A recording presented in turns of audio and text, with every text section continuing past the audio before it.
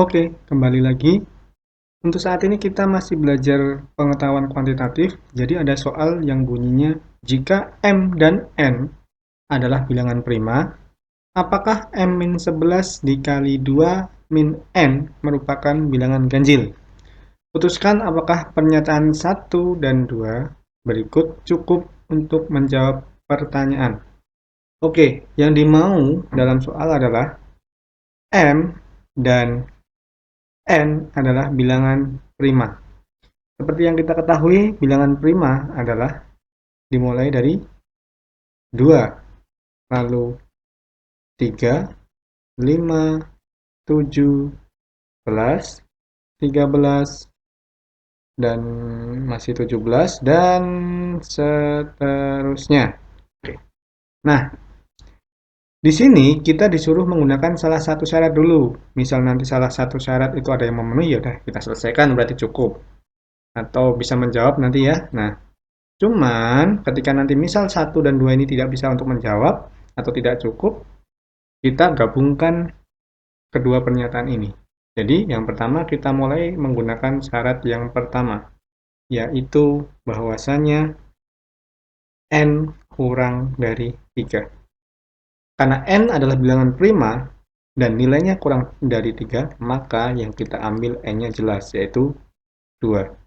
Dari soal ini atau dari nilai N ini kita substitusikan dalam soal, yaitu bentuknya tadi M-11 dikali dengan 2 min N. Nah, di sini ketika 2 kita substitusikan ke N di sini, maka diperoleh jadi apa? Ya, benar sekali, 2 min 2. Di sini menjadi 2 min 2, di sini masih tetap ya, M min 11. Seperti yang kita ketahui, 2 min 2 jelas nilainya adalah 0. Nah, suatu nilai di sini kan hasilnya 0. Di sini M itu bervariasi. Kita nggak tahu, banyak sekali variasinya. Bisa M-nya 2, bisa 3, bisa 5, dan seterusnya. Bervariasi.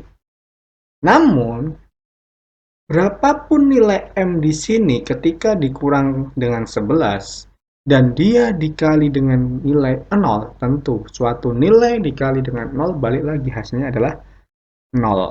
Nah, seperti yang kita ketahui, 0 ini merupakan bilangan genap. Oke. Nah, maka dari itu, dari pernyataan satu ini, apakah kita bisa menjawab atau pernyataan satu ini cukup untuk menjawab? Nah, pada soal tadi, M-11 dikali 2 min N apakah bilangan ganjil? Padahal di sini jawabannya genap. Tentu, berarti jawabannya nanti untuk pertanyaan atau pernyataan satu adalah tidak. Namun, ketika dia menjawab tidak, dengan bervariasinya nilai M ini kan bervariasi, hasilnya tetap konsisten, yaitu di mana? Di 0. Jadi, suatu pernyataan dikatakan cukup atau tidak cukup, itu bukan karena dia bisa menjawab atau tidak.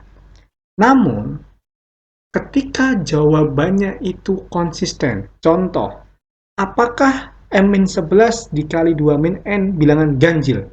Ketika kita menggunakan salah satu syarat, jawabannya adalah ya, ya, ya, ya, ya, ya, ya, semua.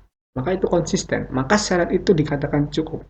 Begitu pula ketika kita menggunakan syarat yang pertama, jawabannya tidak, tidak, tidak, tidak, tidak. Itu konsisten.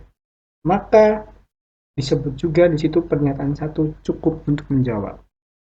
Oke. Nah, apa yang menyebabkan pernyataan itu tidak cukup untuk menjawab?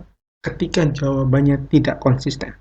Jadi ketika nanti ada jawabannya ya, tidak, ya, tidak, ya, tidak, atau ya, ya, ya, ya, dan ada yang tidak konsisten, maka syarat tersebut dikatakan tidak cukup.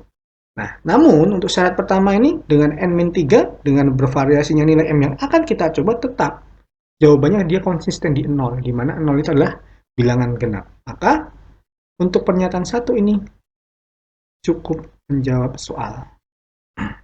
Oke, begitu. Kita lanjutkan ke soal yang kedua atau pernyataan yang kedua, yaitu M-nya lebih dari 11. M lebih dari 11 berarti banyak kemungkinan M yang bisa kita pakai, yaitu bisa 13, bisa 17, dan seterusnya banyak sekali. Dari nilai M yang bisa digunakan, kita substitusikan. Sama dengan cara yang pertama tadi, dari mana? M-11 dikali 2 min N. Nah, dari sini, M-nya kalau kita lihat, jadi gini, bilangan prima itu sebenarnya terdiri dari suatu bilangan genap dan ganjil. Contoh bilangan genapnya adalah 2. Bilangan ganjilnya 3, 5, 7, dan seterusnya. Nah, namun, bilangan prima ini yang identik dengan bilangan ganjil dan genap hanya mengandung satu bilangan genap, yaitu 2. Setelah 2 itu, bilangan prima identik dengan bilangan ganjil. Oleh sebab itu, dalam soal di sini, bisa kita lihat, nah, dalam soal di sini berarti M identik dengan bilangan ganjil. Bilangan ganjil dikurang dengan 11, di mana 11 ini juga bilangan ganjil. Maka akan diperoleh apa? Oke, ada yang tahu? Bilangan ganjil kurang bilangan ganjil, ya benar. Akan menghasilkan nilai genap. Oke. Nah, nilai genap ini nantinya akan dikali dengan 2 min N, di mana N-nya ini bervariasi, kita nggak tahu. Bervariasi. Yang penting bervariasi. Yang penting dia bisa atau mencakupi bilangan prima. Nah, seperti yang kita ketahui, kita flashback dikit, bahwa suatu bilangan genap dikali dengan bilangan genap, hasilnya apa? Ya, benar. Bilangan genap.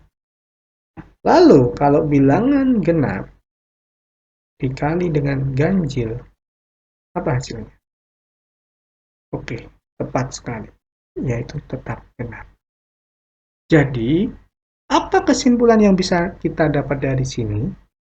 Nah, di sini M-11 itu always genap, selalu genap. Bilangan genap dikali dengan 2 min N, di mana N-nya ini bervariasi. Ada ganjil, ada genap, terserah. Yang penting bilangan prima. Tentu, genap dikali apapun di sini, mau genap, mau ganjil, hasilnya akan selalu genap. Dari sini bisa kita simpulkan, hasilnya itu konsisten. Nilai ini konsisten di genap.